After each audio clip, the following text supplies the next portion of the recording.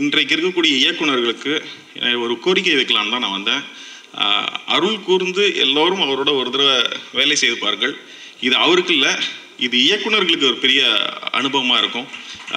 ஏன்னா இப்படி ஒரு டெக்னீஷியன் இருந்தாருன்னு நாளைக்கு யார்கிட்ட சொன்னால் நம்ப கூட மாட்டாங்க. உங்களுக்கு அவரோட ஒர்க் பண்ணி பார்த்தா தான் அந்த அனுபவம் புரியும். நிறைய கதைகள் கேட்டிருக்கேன் அவர்கிட்ட. ஸோ அந்த கதைகளில் நிறைய விஷயங்களை அருண் படமாக எடுப்பார்னு நினைக்கிறேன். இந்த படம் எப்படி எடுப்பாங்கன்னு நான் ரொம்ப தயங்கி இருக்கும் பொழுது, ஏகப்பட்ட விஷயங்கள் இருக்குது அப்படின்னு நான் நினச்ச பொழுது, இந்த மலைப்பெல்லாம் இல்லாமல் இந்த மாதிரி தயக்கங்களை பற்றியெல்லாம் பெருசாக கவலைப்படாத ஒரு டைரக்டர் இருக்கார். அதனால் அவர் அருண் அதை பண்ணிடுவார்னு நினைக்கிறேன். அனைவருக்கும் வணக்கம். நேற்று ஸ்ரீராம் அவர்கள் கால் பண்ணி இன்றைக்கி வரணும்னு சொல்லியிருந்தார். எனக்கு இங்கே என்ன சொல்கிறது, என்ன பேசுறதுன்னு தெரியல. பெரியவர்கள்லாம் இருக்காங்க. இது வரைக்கும் சொல்லாத எதையும் நான் புதுசாக சொல்ல போகிறதில்ல. அவர் ஒரு பெரிய கடல் மாதிரியானவர். மிகவும் எப்படி சொல்கிறது, நிறைய பேருடைய பிலீஃப்க்கு அகேன்ஸ்டாக அவர் மிகவும் தன்னடக்கமானவர். அது நிறைய பேருக்கு தெரியல. அவர் இல்லை, இது ஏன் சொல்கிறேன்னா, நாங்கள் ஒரு தடவை பேசிக்கிட்டு இருக்கும்பொழுது ஒரு வெஸ்டர்ன் மியூசிக் பீஸ் பற்றி ஒரு பேசிகிட்டு இருந்தோம். அப்போது அவர் அதெல்லாம் பெரிய ஒர்க் அப்படி சொல்லியிருந்தார். நான் உங்களால் முடியாததெல்லாம் ஒன்றும் இல்லை அப்படின்னா, அவர் சொன்னார், இல்லை நமக்கு நம்மளுடைய உயரம் தெரியணும், எனக்கு என்னோடய ஹைட்டு தெரியும் அப்படின்னு சொன்னார். ஸோ இது ஒரு பாயிண்ட்டு.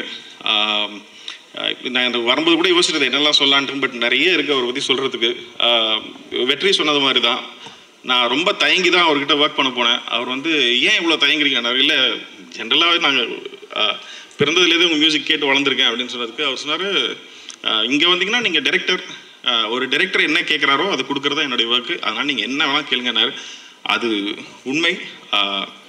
நான் இங்கே வந்தது இந்த படத்துக்கு வாழ்த்துறதை காட்டிலும் அதிகமாக இன்றைக்கு இருக்கக்கூடிய இயக்குனர்களுக்கு ஒரு கோரிக்கை வைக்கலாம்னு தான் நான் வந்தேன்.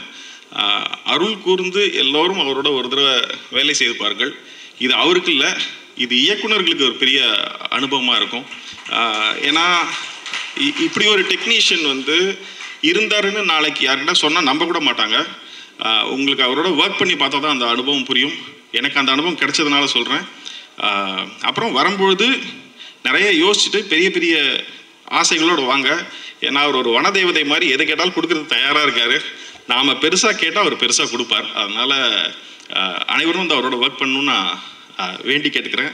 இளைஞர்கள் அப்புறமா ஏற்கனவே அவரோட ஒர்க் பண்ணவங்க அத்தனை பேரும் அவரோட திருப்பி ஒர்க் பண்ணணும்னு நான் ரொம்ப விரும்புகிறேன்.